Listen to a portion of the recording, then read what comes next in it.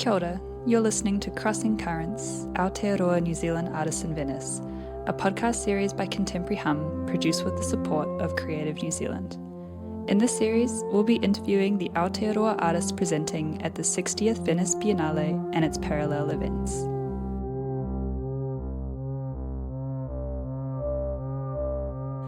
I'm Elena Kafka, Managing Director of Contemporary Hum, and today I speak with artist Brett Graham about his work Wastelands, which is featured in the international exhibition of the Venice Biennale titled Stranieri Ovunque, Foreigners Everywhere, and curated by Adriano Pedrosa.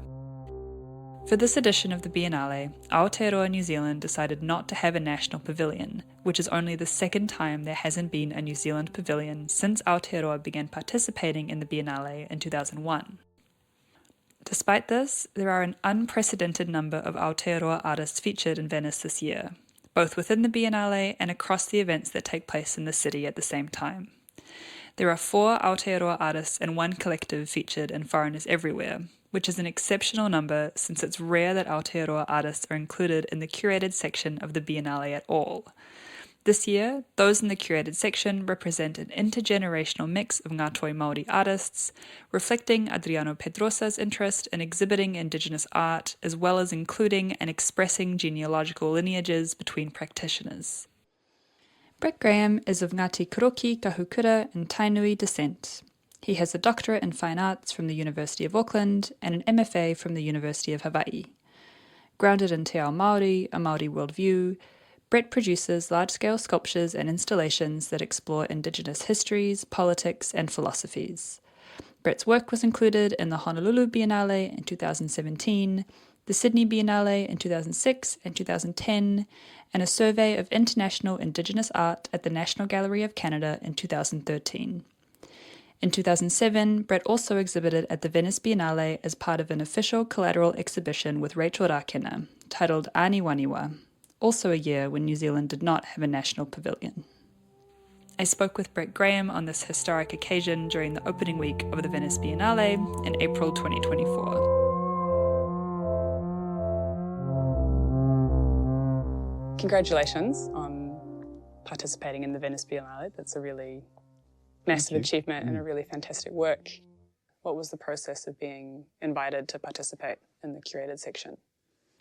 Adriano Pedrosa had been here to judge the Walters Prize, so he had a relationship with Natasha Conlon, and who'd introduced him to Nigel Burrell.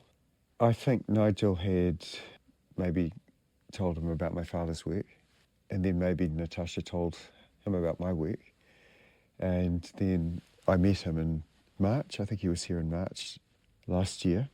And then from there, we were in sort of constant communication. I still thought it was a bit of a dream, and, you know, I was sort of pinching myself thinking that he would, because people were saying, or even Natasha said, oh, you know, just wait till you get the email before you get too excited. But then every time we communicated, he seemed very positive. So I think we were among the first people that he'd seen because he'd just been selected.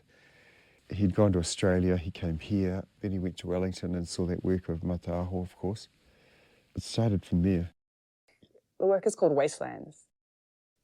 Would you be able to describe your work, what it's made of and where it's located? The structure is similar to a work that I made that was part of an exhibition called Tai Moana, Tai Tangata.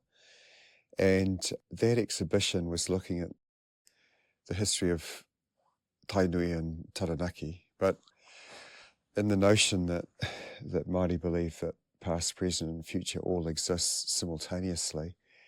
There were videos in that exhibition that alluded to the potential future. So the sculpture, it's a wagon in structure, or it's like a pātaka on a wagon. Pātaka used to be the storehouses or the pride of the tribe at one point, even before meeting houses, which is a relatively new concept. So the pride of the tribe used to be the storehouse, and it was elaborately carved, and it was permanent. So it marked the place in the village. It was a statement of tūranga waiwai of permanence. So you put that on wheels, of course, and it challenges that whole idea of permanence because you're moving constantly. So that was the idea of having to pick up all of your things and then move on. Why have I used a wagon? As one of my friends here, Michelle Lavale, who's at the National Gallery of Canada reminded me, looking at wagons probably started when I was doing a residency in Saskatchewan, and I made a work that referred to their histories. I'd seen actually images of wagons with buffalo bones in them, buffalo skulls and things on them, and it seemed like this tragic image of abundant waste. So I'd been fascinated with that. And then in regards to Taranaki, I was fascinated by the wagon, because, you know, it's such a primary element of culture, of moving things in so many cultures in the West, but Māori didn't have wagons, you know, so you can imagine how much that changed their worldview. But, you know, moving everything changing from canoes and the sea, very much like Venice, to moving everything on land. But it also coincided with that real period of turbulence during the 1850s and 60s, where things were rapidly changing. People were coming in from Europe. Māori communities were responding. And also there were migrations of Māori up, and, you know, because of the musket, because of the turbulence that created, there were sort of these migrations that occurred during that period, as I say, a period of turbulence that, to me, the wagon represented that. So the idea it was a pataka, but of course the whole thing is covered in this layer of eels. And there's literally, in some places, wood that's 70 centimetres thick that's been carved with eels. And they immerse the form, they completely surround the form. And then you've got wheels that I've sourced from elsewhere, wagon wheels on the structure, and then 2 shafts. And the shafts have hands on them, which very much come from the new poles, which are part of the ho-ho or paimarere. And the idea of the 2 hands was, well, with the new poles, it was about this belief that you're receiving and sending messages from this pole. You know, so you commit your karakia around these new poles, and you're giving and receiving messages. But in the context of this, it's like this crisis that befalls us now with climate change, this crisis that we can go on the way we are and it'll lead down this track, or we can choose a new pathway and we'll have salvation, or we'll recover from this situation that we're in. So that was the idea of this choice before you in the hands, but it very much alluding to the new poles and the idea of giving and, you know, being like an indigenous satellite of giving and receiving messages. In the same way that I'd changed the language of the tuna, of the eels, I wanted to refer to like a more naturalistic hand to talk about that period of change and turbulence. So it's interesting because my father's work, he very much alludes to a 3-fingered hand, but I wanted to suggest the same idea, but also that period of change, that when things started to get mixed up, and which reflects my identity, and again that period where things get mixed up and it creates a sort of cultural dynamism that didn't exist before. It's slightly unsettling as well, which is the purpose. Yeah, the hands they are quite confronting.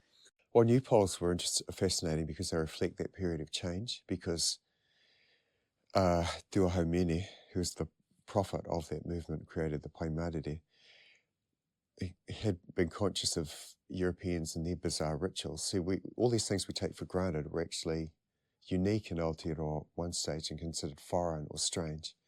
You know, so flagpoles, just the idea of the soldiers gathering around them and saluting this thing, which is material and wood, seemed so bizarre to Māori. They thought if they're going to spend all this time doing these weird things around them, they must have some sort of spiritual power, you know. And so that's why there was that fascination with flags as sending messages to the atua, to the realm above from an early time. And so they would imitate these rituals. So that's where the new pole came from. The extension of that idea was that they actually carved them with hands. So the idea of appropriating that technology to make it your own. So I'd been fascinated by looking at settler letters, and right from the onset of settlers, or even that word settler is contentious in some circles, but right from the onset of Europeans, of English being in Aotearoa, reading the letters was quite fascinating because there were certain assumptions that they made, and that was that eventually all of the land, even though people lived there, would be theirs, and all of the resources would be theirs. There was no question of that. And then secondly, that what also fascinated me was everything had a value. Because they're convincing their relatives in England that they weren't crazy for coming all that way, they put a monetary value on everything, land, the price of the blacksmith, the cobbler. So I found that quite intriguing as well. So in the work I made in Tainui, Tangata, in that exhibition I had videos that showed the Taranaki coastline, real places, and elsewhere, and like a place called Ohawe, for example, where the cliffs, there's shots of the cliffs, and it's almost as if it's the sand's dropping into the ocean.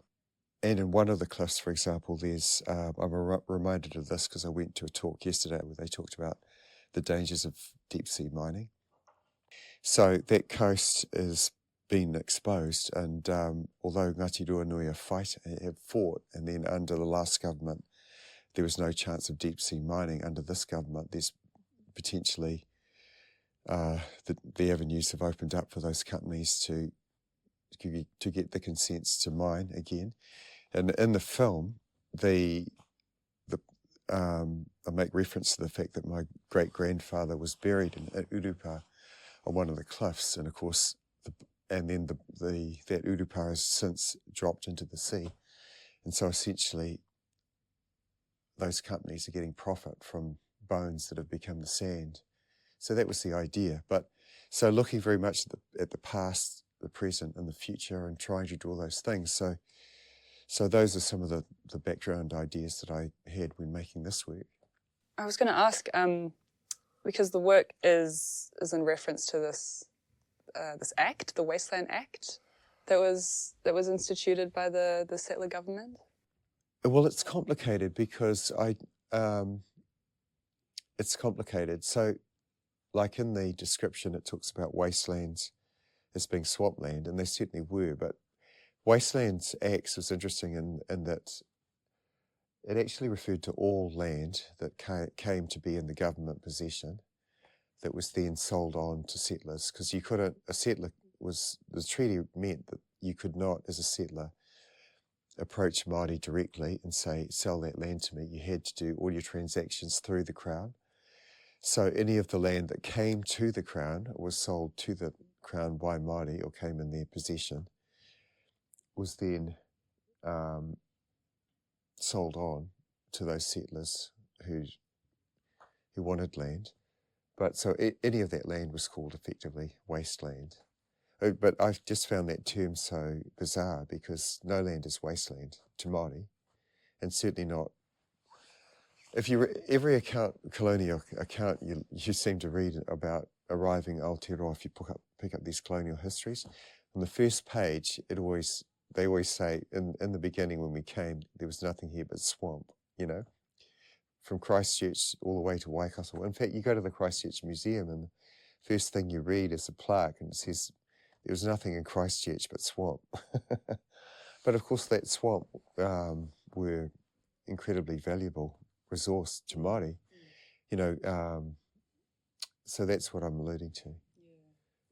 Is how we look at our histories and how we potentially need to revert to looking at Indigenous knowledge systems to get us back on track. Like peat swamps were sort of the enemy of the colonial farmer, when they were draining the land, especially in Waikato. But it's interesting because peat swamps are 3% of the land's surface, but they contain something like 40% of the world's carbon. So of course, once they're drained, it's releasing all of that carbon.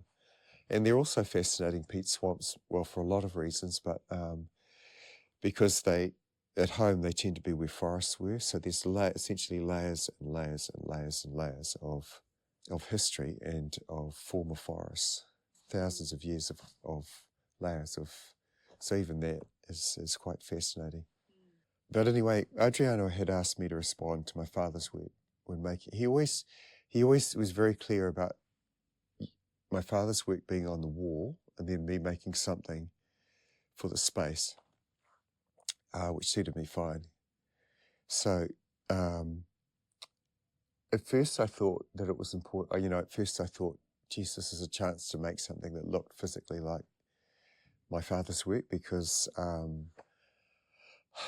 was brainwashed at an early age. I know that style so well, the three fingers and the throwed back heads and so on. I grew up with it. All of those works in the show, I grew up with, One of them, Whiti Te Rā, used to be at our dentist's place, I love that work. There's so many images of, this one with my father standing heroically by Whiti Te Rā when he's, a young man in his 40s, I guess. Clearly, proud that they'd contemporized the style. They took elements of traditional art. They took, elements from the West. And then there's another image of him and of that work in his studio. And I'm 7 and I'm proudly holding up these paintings that I'd made of airplanes or whatever they were. And that's in the background, So, and then the other works in the show, I grew up loving as a child.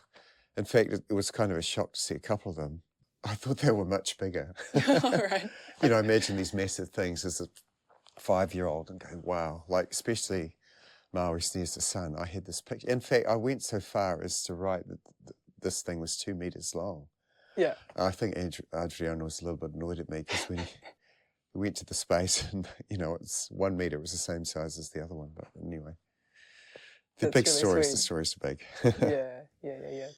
So there's those 4 works that I grew up with. But so then I thought, well, it's not really, I should do something the way I do things, make things, but then look at the themes of his work. And one of the most fundamental elements is that they're homages to nature and homages to Papatua Nuku. Maui Snaring the Sun and the Tiriro story are very much about what happens when humans manipulate nature but they're also sort of fundamental stories, pūrākau we call them, that lay out how people deal with situations. The examples that we use to determine protocols are very much in those 2 stories. Certainly the Tiriro story,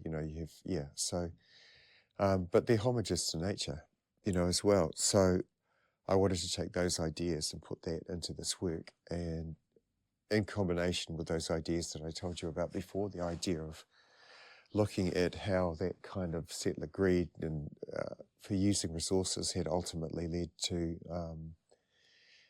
this crisis that we're in now with climate change. Something you've spoken about before is Venice and its historical role as a major trading port and point of connection between East and West. Throughout the Middle Ages and the Renaissance, although of course the Pacific hadn't quite entered into European sort of imperial remit by that point. No, just as Europe hadn't entered into theirs. Into theirs, exactly. So I wondered if you have thoughts about what kind of meanings your work takes on in the context of Venice and its history as this major point of empire or early empire. Well, of course, in its heyday, there were 300,000 people that lived here.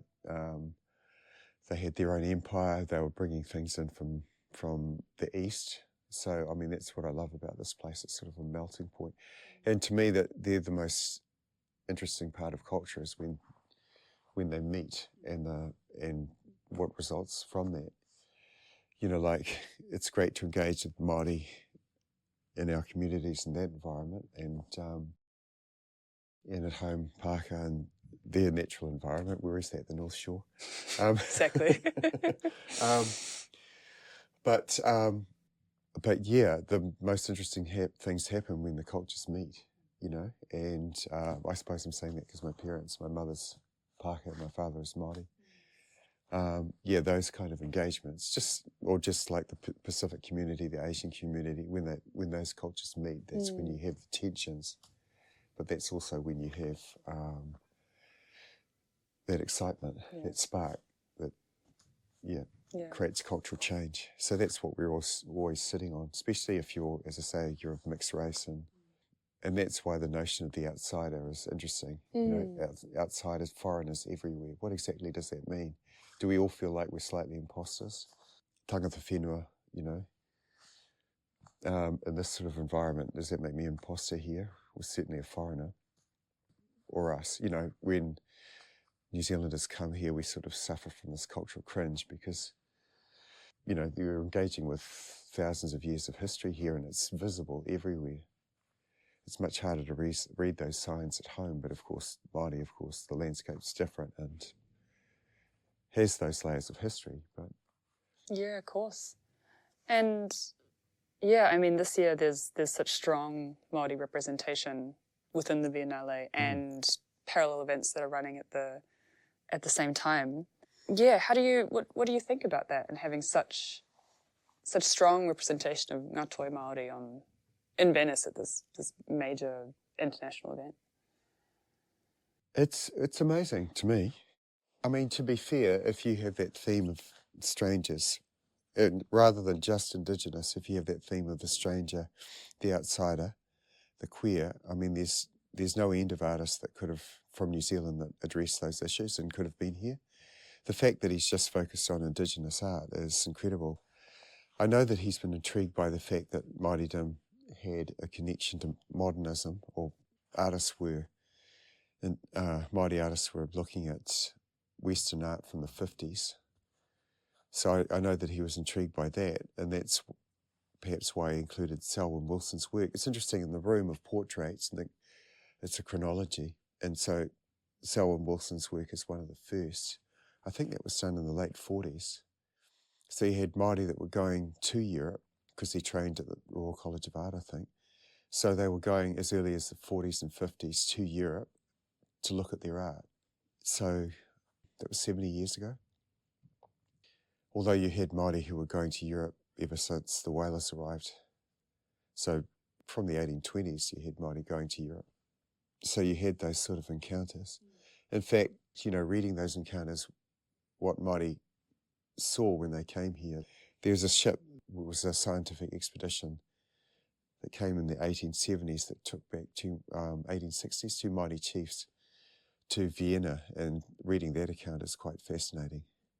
And I mean, we've spoken a little bit about the inclusion of your father in the curated section as well, and the fact that your work is very much, the work in the exhibition is very much influenced by his work, and there's this dialogue between those two works and the space that they share. How is it for you to have that whānau representation in Venice as well?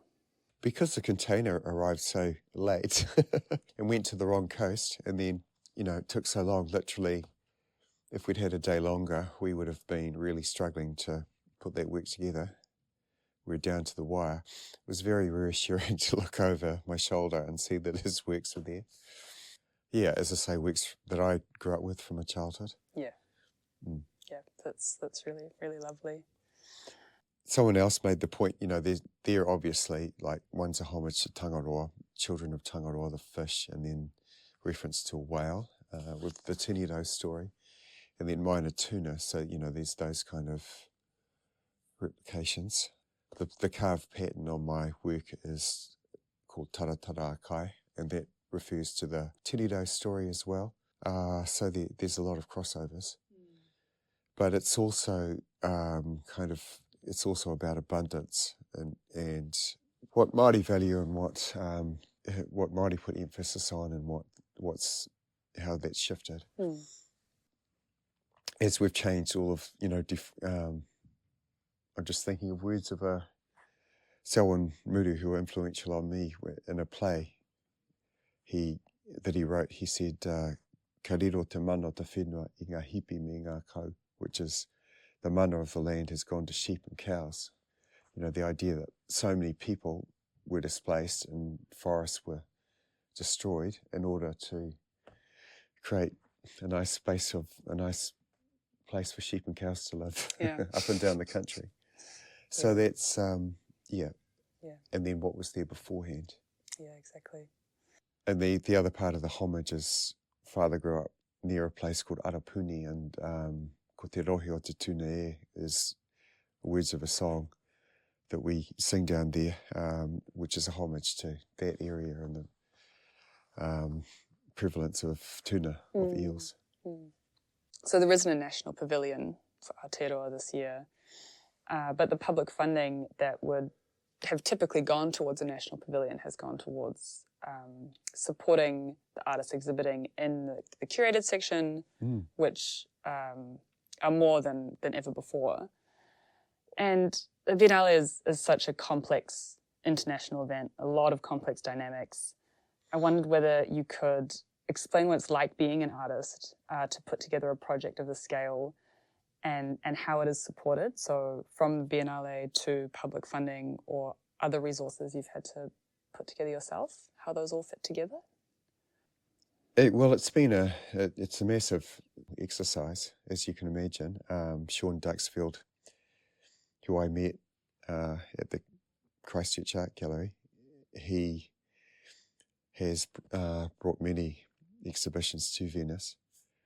So he did all the logistical side of it, which is fantastic. The shipping was a major issue this year just because the ships couldn't go through the Suez Canal. All of those things are important. In regards to funding, they've certainly made that point that how lucky we are in the sense that there wasn't a national pavilion. But then if there had been a national pavilion, who's to say that Mataaho and my work wouldn't have been there anyway? I think in the curated section, there's been 2 New Zealanders before. That's what my understanding is. Francis Uprichard and Simon Denny have had work in there, but then we've never had work in this section before. And when you think about where the works are positioned in the Arsenale, I mean, it's given much higher visibility, I believe, those works being there in the forefront of the Arsenale than any national pavilion that's stuck in the middle of town somewhere. I mean, you've seen the Giardini and Arsenale and just how much work, how saturated you become with art just in those 2 spaces. So it's wonderful to go out and come across the pavilions, and if you're a dedicated fan of the arts, you'll do that. But it's just seeing that is so much that most people get totally exhausted visiting the other places. So yeah, arguably, it's given us much more visibility than if we'd had a pavilion in some obscure part of town. Absolutely, because Mataaho is their work is the very first work that you see. It's this almost waharoa like. Oh, it welcomes you into the space, it's like. Yes. So it's been reconfigured from Te Papa, but it's, in a brilliant way, it's sort of like Maihi and Amo with those columns in the space, so it's welcoming you in. Yeah. And then your work is not much further from theirs. So absolutely, they're right at the very first works you see, essentially, which is fantastic. Well, I'm very happy with the space it's in, and then also it's surrounded by examples of Indigenous art. So you have an Aboriginal artist on one side, and she's actually has carts, like wagons in her paintings, which I love. And then there's Bolivian photographer, and then there's works by Dene, Navajo artist as well. So very happy to be contextualised in a space like that. Yeah, that's really, really great neighbours in the room. Absolutely. And of course, the Arsenale is so big that if you're in the front, people are fresh and they're excited. And then, of course, the further on you get, you start to get a bit weary. So we're lucky to be there. Yeah.